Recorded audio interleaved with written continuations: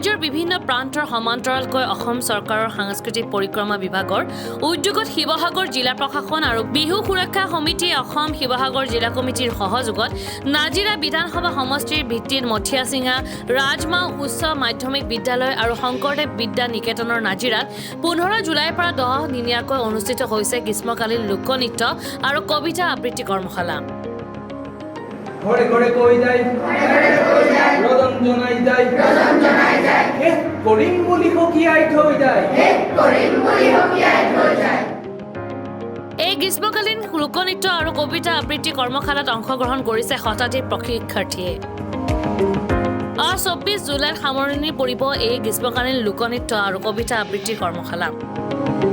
বিদ্যালয় মহাবিদ্যালয় গ্ৰীষ্মকালীন বন্ধৰ সময়ছোৱাত অসম চৰকাৰৰ সাংস্কৃতিক পৰিক্ৰমা বিভাগ শিৱসাগৰ জিলা প্ৰশাসন আৰু বিহু সুৰক্ষা সমিতি অসম শিৱসাগৰ জিলা কমিটিৰ এই পদক্ষেপক এতিয়া সকলোৱে জনাইছে আদৰণি, কিয়নো এই গ্ৰীষ্মকালীন বন্ধৰ সময়ছোৱাত ছাত্ৰ ছাত্ৰীসকলে নিজৰ অধ্যয়নৰ সমান্তৰালকৈ ব্যস্ত হৈ পৰিছে কবিতা আবৃত্তি আৰু লোকনৃত্যৰ কৰ্মশালাত।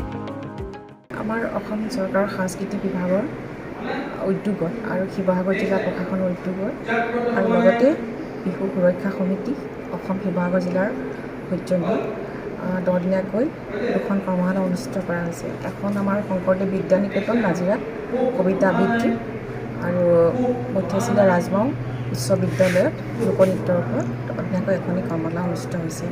আৰু আমাৰ এই কৰ্মশালা আমাৰ মঠিয়াচিঙাত 24 জুলাইত সামৰণি পৰিব আৰু 25 জুলাই তাৰিখে আমাৰ নাজিৰা শংকৰদেৱ বিদ্যা নিকেতনত আমাৰ সামৰণি অনুষ্ঠানটো হ'ব।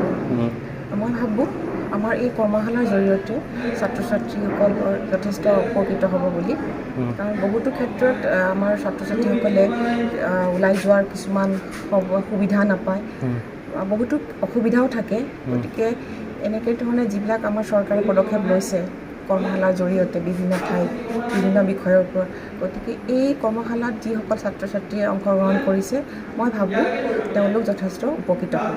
কিমান প্ৰশিক্ষাৰ্থী অংশগ্ৰহণ কৰিছে দুইটা কৰ্মশালাত? আমাৰ 25 পৰা 30 আমাৰ ইয়াতে 30 আছে আৰু তাতো লোকনৃত্য তাতো 30গৰাকী আছে প্ৰশিক্ষাৰ্থী। ভালদৰে তেওঁলোকে আচলতে ইয়াত প্ৰশিক্ষণ ল'ব পাৰিছে নে? পাৰিছে। মই কালিও মঠিয়াচিঙাত তেতিয়া মই গৈছোঁ, কালি 4th ডে আছিলে আমাৰ।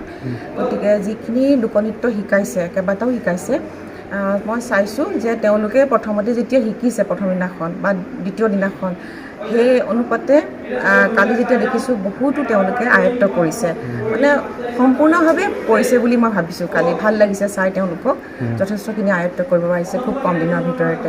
আৰু ইয়াতো কবিতা আবৃত্তি ল'ৰা ছোৱালীবিলাক যথেষ্ট আগ্ৰহী আৰু তেওঁলোকেও বহুতো মানে কবিতাৰ ওপৰত আবৃত্তিৰ ওপৰত মানে আয়ত্ত কৰিছে।